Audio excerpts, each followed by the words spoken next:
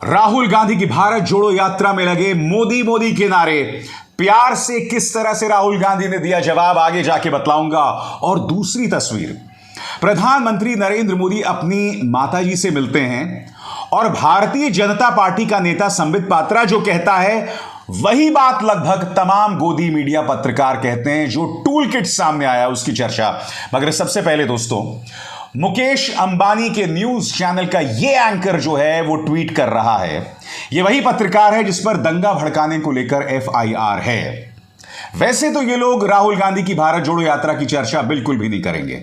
ये लोग या तो मजाक बनाने के लिए या तो बदनाम करने के लिए करते हैं। अब इन्होंने एक वीडियो पेश किया है, मगर ये वीडियो पेश करके भारतीय जनता पार्टी की सेवा करने के बजाय उन्होंने भारतीय जनता पार्टी को ही नीचा दिखा दिया है। खबर क्या, मैं आपको बताता हूं। राहुल गांधी भारत जोड़ो यात्रा कर रहे हैं, वो जा रहे हैं, तभी छत से कुछ लोग मोदी मोदी के नारे लगाते हैं।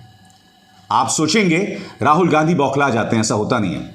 राहुल गांधी उन्हें फ्लाइंग किस देते हैं, उन्हें प्यार का इजहार करते हैं और कहते हैं और जोर से नारे लगाओ। मैं चाहूंगा ये वीडियो जो दंगा भड़काने को लेकर जिस व्यक्ति के ऊपर एफआईआर है उसने पेश किया है, ये वीडियो आप देखिए। इसकी विश्वसनीयता की परख वही करेगा। मैं चाहूंगा आप ये वीडियो देखिए, आप पूरा खेल समझ जाएंगे।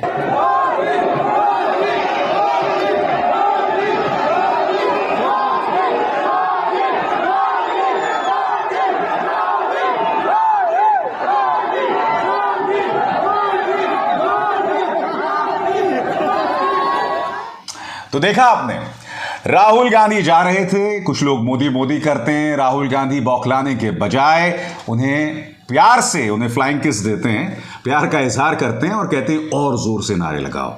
इत्तेफाकन ये वीडियो जो है एक ऐसे पत्रकार ने पेश किया है दोस्तों, आपको याद होगा इस व्यक्ति ने बाकायदा दंगे भड़काने को लेकर एक झूठी खबर चलाई थी और वो झूठी खबर राजस्थान को लेकर थी। यह कहा गया था कि जहांगीरपुरी में जो बुलडोजर चलाया गया था उसके जवाब में अलवर में 300 साल पुराने मंदिर को गिरा दिया गया। बाद में इसकी हाजिरी भी हुई थी। मगर जैसा कि मैं अक्सर कहता हूं कि इनकी किस्मत अच्छी है कि राजस्थान में कांग्रेस जैसी सरकार है जो कड़ाई नहीं करती है। अगर इसी तरह से कोई भाजपा की सरकार इन पर कड़ाई करती तो ये अब तक जेल में होते, वो एक अलग मुद्दा है। मगर कार्यक्रम में मैं आपको यह भी बतला रहा हूं कि भारतीय जनता पार्टी का टूल किट किस तरह से काम करता है। अब दोस्तों, यह वीडियो सामने उभर कर आ रहा है जिसमें प्रधानमंत्री नरेंद्र मोदी अपनी मां के साथ मुलाकात कर रहे हैं।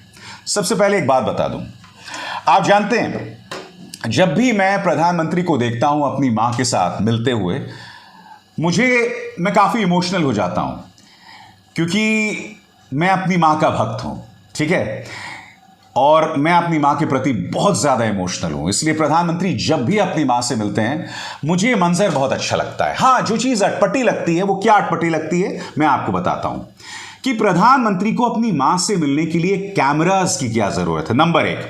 नंबर दो, आपको याद होगा एक तस्वीर सामने उभर कर आई थी कि प्रधानमंत्री बाहर इंतजार करते रहे, पहले कैमरा अंदर गया उनकी मां के घर और फिर वो अंदर गए। तो ये चीजें मुझे अटपटी लगती है। मगर प्रधानमंत्री जब भी अपनी मां से मुलाकात करते हैं मैं खुद इमोशनल हो जाता हूं दोस्तों। मगर मैं आपके सामने पेश कर रहा हूं एक tool kit. Bharatiya Janata party का नेता क्या कहता है और वही बात, वही रटी रटाई बात तमाम न्यूज चैनल्स, तमाम गोदी पत्रकार कहते हैं। सबसे पहले दोस्तों, आपके स्क्रीन पर माननीय उई उई पुई पुई संबित पात्रा। वैसे आप लोग अक्सर मुझसे पूछते हैं ये उई उई पुई पुई क्या बोलता हूं मैं जब भी मैं संबित पात्रा की बात करता हूं। याद है कि भूल गए? फिर सुनिए। उई पुई उई उई पुई पुई उई पुई उई उई पुई पुई उई पुई। हाँ, इसलिए मैं कहता हूं माननीय उई उई पुई पुई संबित पात्रा। तो संबित पात्रा का ट्वीट आपके स्क्रीन पर। मां की ममता की छांव में शाम की चाय। प्रधानमंत्री श्री नरेंद्र मोदी जी ने आज गांधीनगर में अपनी मां से भेंट कर उनका आशीर्वाद प्राप्त किया। अब दोस्तों, लगभग यही बात पापा की परियां भी कह रही हैं। मसलन इमोशनल होते हुए पापा की ये परी क्या लिखती हैं? बहुत दिन बाद आए हो मिलने, मैं थोड़ी गुस्सा हूं। क्या मां हीरा बहन अपने बेटे से यही बात कह रही हैं? प्यारा वीडियो। अब आगे देखिए साहब, ये देखिए ये वही मोहतरमा हैं जिन्होंने, याद है आपको, जो महान इंटरव्यू किया था कि मोदी जी आप कौन सा टॉनिक लेते हैं। ये देखिए, बेटा कितना भी बड़ा क्यों ना हो जाए, कितना ही आला मुकाम पर क्यों ना पहुंच जाए, मां का लाल ही रहता है। यह है वो टूल किट दोस्तों, और लगभग यही बात कुछ अन्य पत्रकार भी कह रहे हैं जो मैं आपको दिखाना चाहता हूं। आपके स्क्रीन पर एक और पत्रकार है, ये क्या कह रहा है ये पढ़ के सुनाता हूं मैं आपको। प्रधानमंत्री नरेंद्र मोदी की मां हीराबाद से मुलाकात की तस्वीरें। दरअसल इन पत्रकारों और भाजपा के प्रचारकों में कोई फर्क नहीं है दोस्तों। इसका अगला ट्वीट देखिए दोस्तों। यहां पर प्रधानमंत्री नरेंद्र मोदी का रोड शो चल रहा है और ये बाकायदा शेरो शायरी कर रहा है। इस पे आपके स्क्रीन पर ये उठे हुए हाथ वोट की ताकत से कई गुना ज्यादा दुआ और आशीर्वाद बरसाते हैं। यही आशीर्वाद मोदी को बार बार अजेय बनाता है। मैं आपसे पूछना चाहता हूं, क्या ये किसी पत्रकार के शब्द हैं? जब आप इतने आत्मविभोर होके, भाव विभोर होके, दंडवत होकर रिपोर्टिंग कर रहे हैं। मगर आज मैं आपसे कुछ और कहना चाहता हूं दोस्तों। प्रधानमंत्री नरेंद्र मोदी अपनी मां से मिलते हैं और जो वीडियो जारी किया जाता है उसका कोई ऑडियो नहीं होता है। अब उसके अंदर प्रधानमंत्री अपनी मां हीराबेन से बात कर रहे हैं, मगर हीराबेन उनसे क्या कह रही है कोई कुछ नहीं सुन पा रहा है। इन तमाम पत्रकारों ने वो वीडियो तो जारी किया, मगर इनमें से कोई सवाल नहीं पूछ रहा है कि प्रधानमंत्री और उनकी मां के बीच में क्या बातचीत हो रही है। इतना उस वीडियो को फिर से देखिए दोस्तों। मैं 10 सेकंड के लिए खामोश रहूंगा, आप देखिएगा। जो वीडियो जारी किया गया है पूरी तरह से खामोश है। हम नहीं जानते हैं कि दोनों के बीच में क्या बातचीत हुई। सुनिए।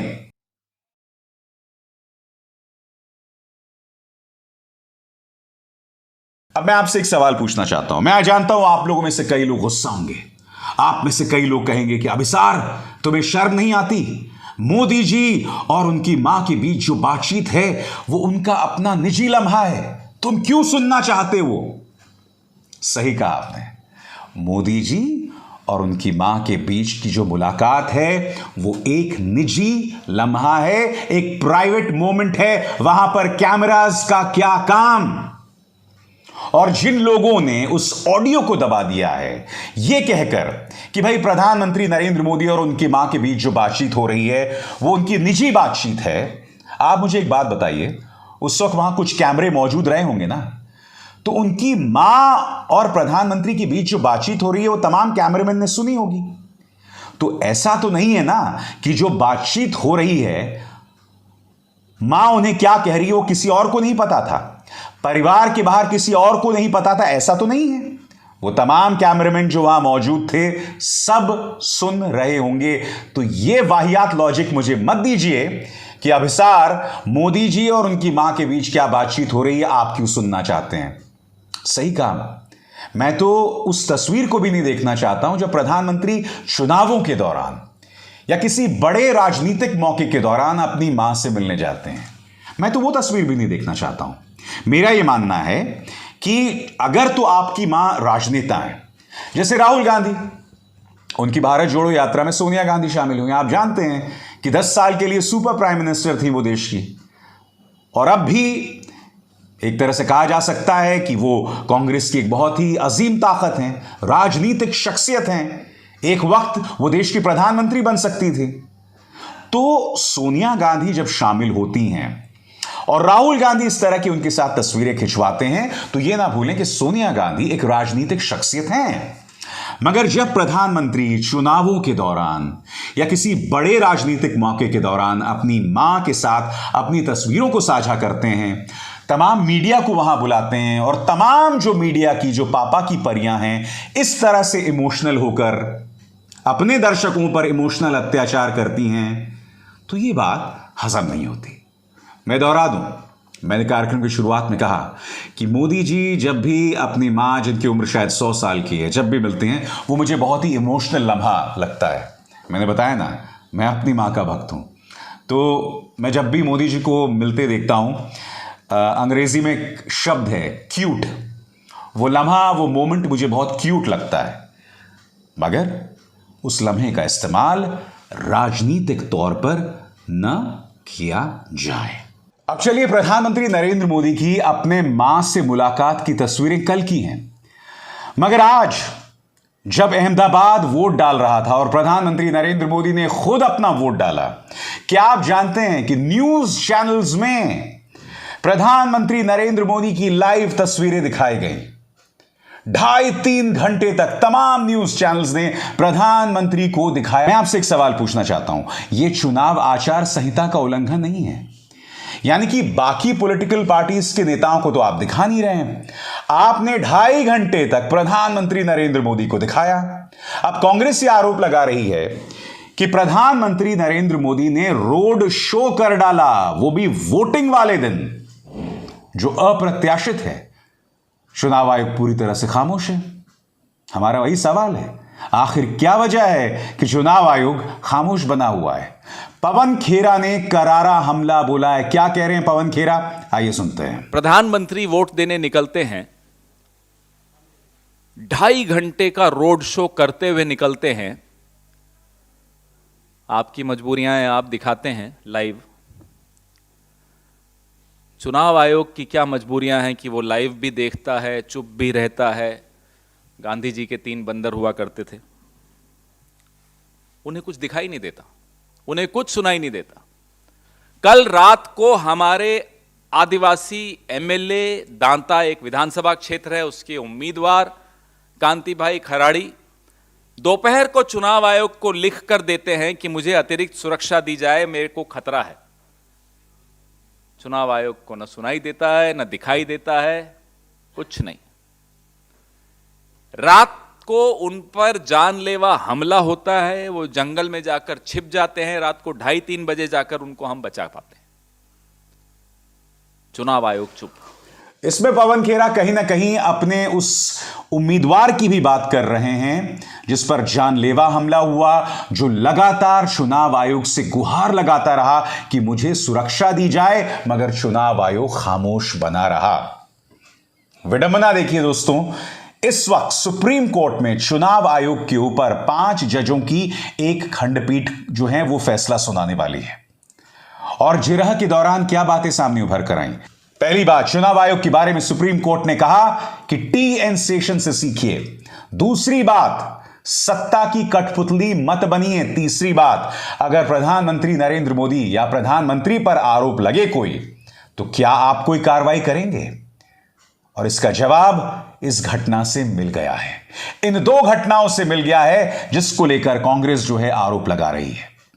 बहरहाल जाते जाते एक बार फिर राहुल गांधी की वो तस्वीर, किस तरह से वो मोदी भक्तों का जवाब दे रहे हैं, क्योंकि ये आज की बड़ी राजनीतिक तस्वीर है जो एक दंगेबाज एंकर आपके सामने लेकर आया, मगर इससे कहीं ना कहीं भाजपा जो है वो एक्सपोज हो रही है। फिर से देखिए वीडियो।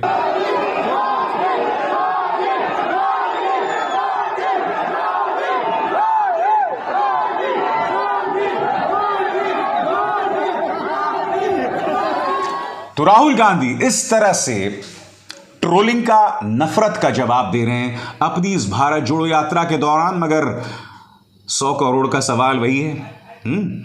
सवाल यही है कि क्या इससे कांग्रेस को वोट मिल पाएंगे 2024 में? क्या कांग्रेस ऐसी स्थिति में होगी कि वो बीजेपी को चुनौती दे पाए? इंतजार इस बात का है। अभिसार शर्मा को दीजिए इजाजत। नमस्कार। स्वतंत्र और आजाद पत्रकारिता का समर्थन कीजिए, सच में मेरा साथी बनिए। बहुत आसान है दोस्तों, इस ज्वाइन बटन को दबाइए और आपके सामने आएंगे ये 3 विकल्प, इनमें से एक चुनिए और सच के इस सफर में मेरा साथी बनिए।